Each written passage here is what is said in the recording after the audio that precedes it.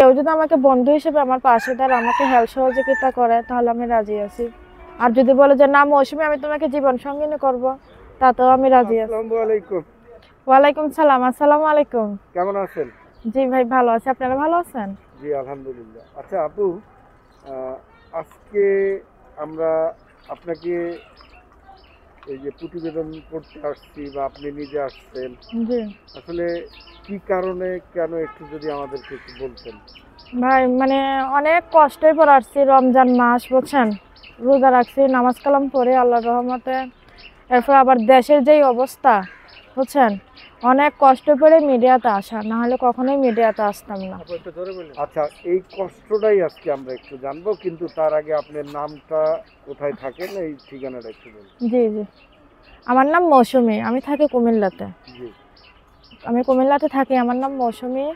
আমার একটা বাচ্চা আছে। আমি অনেক কষ্ট করে মিডিয়াতে আসছি আচ্ছা। বুঝছেন। আমাকে হেল্প করার মতো, আমাকে সহযোগিতা করার মতো এরকম কেউ নাই। বাবা মা যাই আছে অনেক বয়স্ক হয়ে গেছে, কোনো কাম কাজ করতে পারে না বুঝছেন। এমনকি কর্ম করেই খাইতাম, কারণ দেশের যে পরিস্থিতি, কোনো ইনকাম নাই। যে কোনো ইনকাম করতে গেলে সব কিছু বন্ধ বুঝছেন। এবং কি মেয়েদের এখন যে অত্যাচার হইতেছে, কোনোখানে কাজের জন্য যাইতে পারি না, তাই বাসায় থাকি। তাই ভাবলাম যে মিডিয়াতে আসি, যদি কেউ দেশে কিংবা প্রবাসে। আপনি আগে কি করতেন? আমি আগে একটা কাজ করতাম, মেশিনের কাজ করতাম, তো প্রোডাকশনের কাজ করতাম।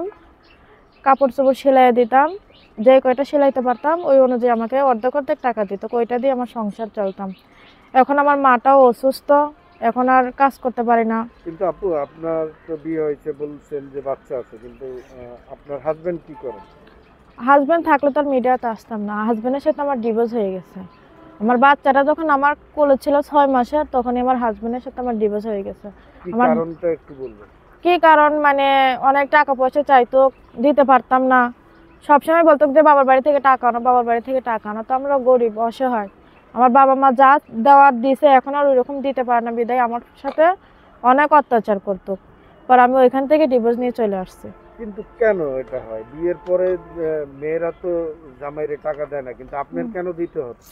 আমার কেন দিতে হবে? কামাই রোজগার করে না স্বামী, সংসার চালাইতে পারে না। তা আমি যদি বলতাম যে তুমি ইনকাম করো, আমাকে বলতো তোমার বাবার বাড়ি থেকে নিয়ে আসো। তোমার বাবা মার কাছে যখন চাইতাম তখন আমাকে দিত, যখন ছিল। এখন তো আর নাই।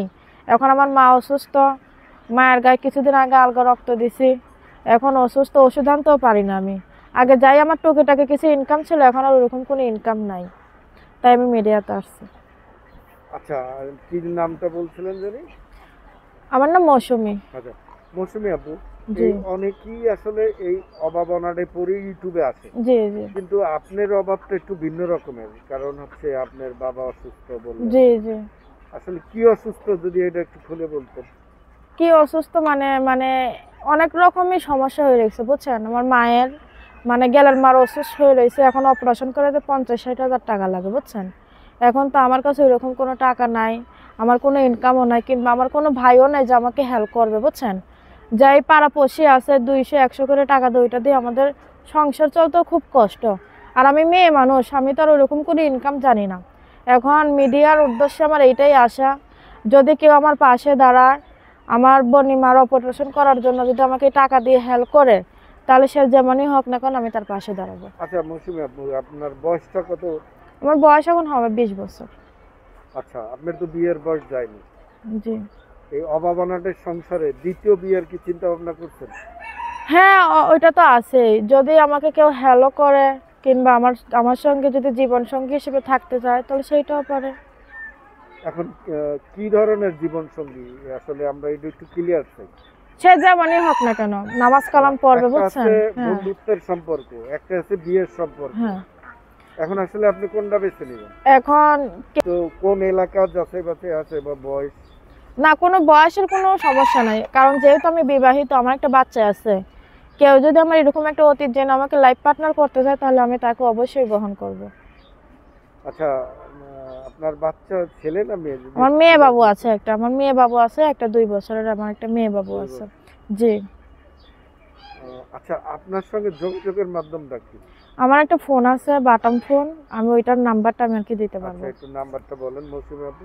0199 0899 67 67 28 28 08 08 0। 0। জি আচ্ছা মৌসুমী আপু, জি দর্শক আপনারা দেখলেন এই মৌসুমী আপু আসলে অভাবনাটে সংসারই বড় হয়েছে, পরের দিন বিয়ে হলো, কিন্তু সেই বিয়েটাও ভেঙে গেল, এখন আসলে একদম নিঃস্ব। আচ্ছা মৌসুমী আপু, জি। আপনাকে যদি কেউ সাহায্য সহযোগিতা করে সেটা আপনি নিবেন, তাই তো? হ্যাঁ, নেব ভাইয়া। কিন্তু এর সর্বশেষ আপনার কিছু বলার আছে কিনা? সর্বশেষ একটা কথাই ভাই, আমি অনেক কষ্ট করে মিডিয়াতে আসছি বুঝছেন। আমি আল্লাহর রহমতে নামাজ কালাম পড়ে কোরআন শরীফও পড়তে পারি। এখন বন্নি মায়ের জন্য আসছি, এখন আমার মাটাকে যদি কেউ হেল্প করেন, আমার পাশে দাঁড়ান, তাহলে আমি অনেক খুশি হব। আর এই যে রমজান মাস, আমার ইফতারি করতে আমার খুব কষ্ট হয়ে যায় বুঝছেন। মানে খাবার তো দূরের কথা, আমার ইফতারি করতে অনেক কষ্ট হয়ে যায়। অনেক সময় মানুষের যাবার, অনেক সময় নিজে পানি খেয়ে বসে থাকি। দর্শক শুনছিলাম মৌসুমী আপুর কথা, আসলে তার কষ্টটা আজকে আপনাদের কাছে তুলে যাচ্ছে। তো যারা দেখবেন মৌসুমী আপুকে, তাদের উদ্দেশ্য করে বলবো, যদি আপনাদের মনে বিন্দুমাত্র কষ্ট লেগে থাকে তো সেই জায়গাটায় মৌসুমী আপুকে একটু সাহায্য সহযোগিতা করবেন, এই বলে শেষ করলাম। আল্লাহ হাফিজ।